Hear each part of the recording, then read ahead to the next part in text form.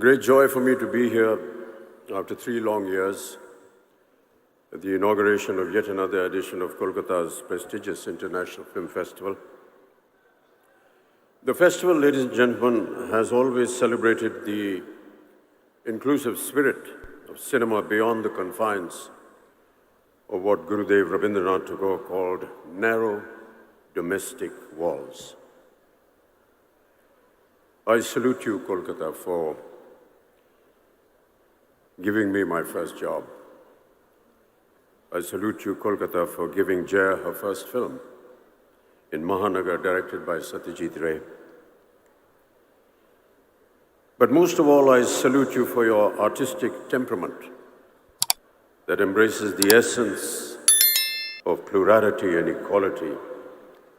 This is what makes Bengal so special. আপনারা সবাই ভালো থাকুন, সুস্থ থাকুন, এই আমার আন্তরিক মনোকামনা। The pandemic, ladies and gentlemen, has indeed been ruthless, a gruesome situation we were unprepared to face.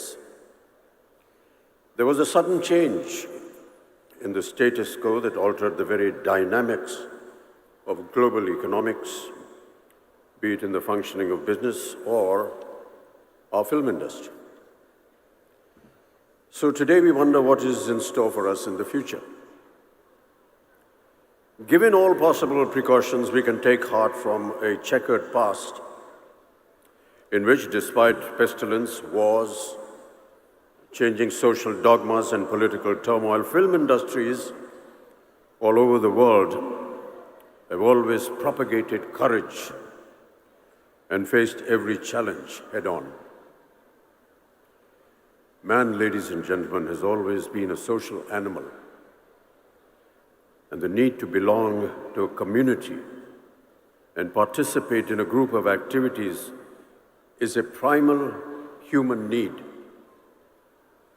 Long before the advent of cinema, people turned to various forms of collective activity for entertainment, mainly centered around religious ceremonies and folk expressions.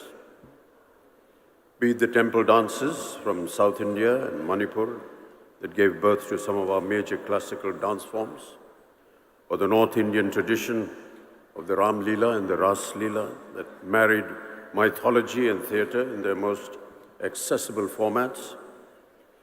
The tradition of kirtans and qawwalis were born at a place of worship, like temples and dargahs, to give communities a sense of companionship and solidarity. Compared to these age-old practices, cinema is a relatively newer phenomenon. The 1952 Cinematograph Act set out the structure of censorship as it stands today, upheld by the Film Certification Board. But even now, ladies and gentlemen, and I'm sure my colleagues on stage will agree, questions are being raised on civil liberties and freedom of expression. Since those early times, there have been many changes in cinema content, production, star system, and the way films are viewed by audiences. Subjects have also been vastly varied. From mythological films, socialist cinema like the films of Bimal Roy, Chetan Anand and Raj Kapoor, with his Chaplin-inspired tramp as the protagonist, art house cinema, the advent of the angry young man of the 70s and 80s, viewed against the frustration of countless unemployed youth, to the current brand of historicals, couched in fictionalized jingoism, along with moral policing.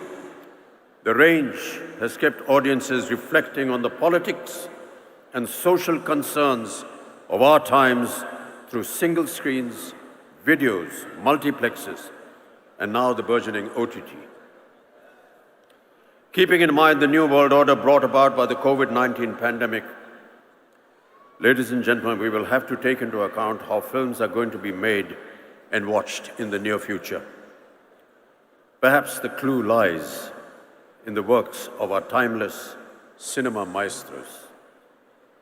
Nearer home, there may be pointers in Satyajit Ray's cinema which reveal a politically and socially conscious and often prescient vision of Bengal, India, and humanity. Manik Das films, while remaining culturally rooted in Bengal, speak on universal themes like the immortal Apu trilogy.